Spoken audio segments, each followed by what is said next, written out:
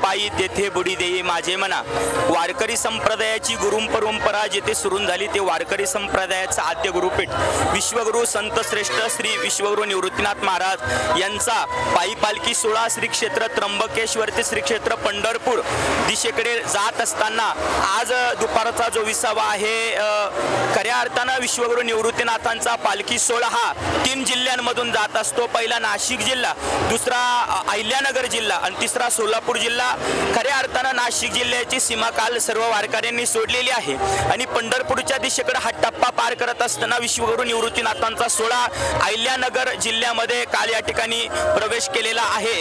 आज या अहिल्यानगर जिल्ह्यामधील श्री क्षेत्र तळेगाव दिघे या गावी विश्वगुरु निवृत्तीनाथांचं आगमन झालेलं आहे आणि आता हा जो विसावा आहे तो या गावी वसलेला आहे। यंदा विश्वगुरु निवृत्तीनाथांच्या सोहळ्याचं फार आगळं वेगळं या ठिकाणी खऱ्या अर्थानं नियोजन आयोजन संपूर्ण विश्वस्त पालखी सोहळा प्रमुख सन्मान्य अध्यक्ष सचिव साहेब सर्व संस्थांनी केलेला आहे आणि संपूर्ण वारकऱ्यांनी साथ देत निर्मल वारी हरित वारी हा उपक्रम राबवलेला आहे।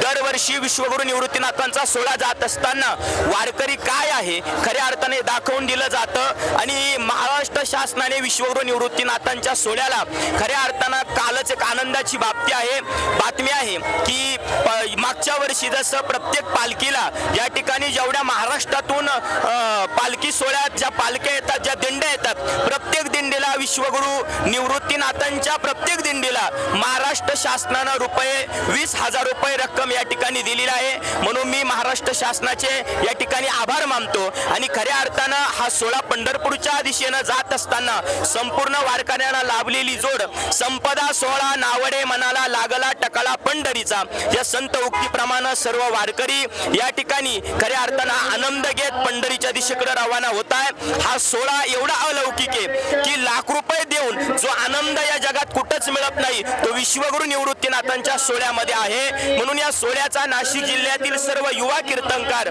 सर्व महिला कीर्तनकार, सर्व ज्येष्ठ कीर्तनकार, सर्व वारकरी या ठिकाणी खऱ्या अर्थानं फार आनंद घेत आहे आणि या सोहळ्यासाठी आरोग्य क्षेत्रातील डॉक्टर असतील, सर्व पोलीस असतील, सर्व या ठिकाणी सहकार्य करत आहे।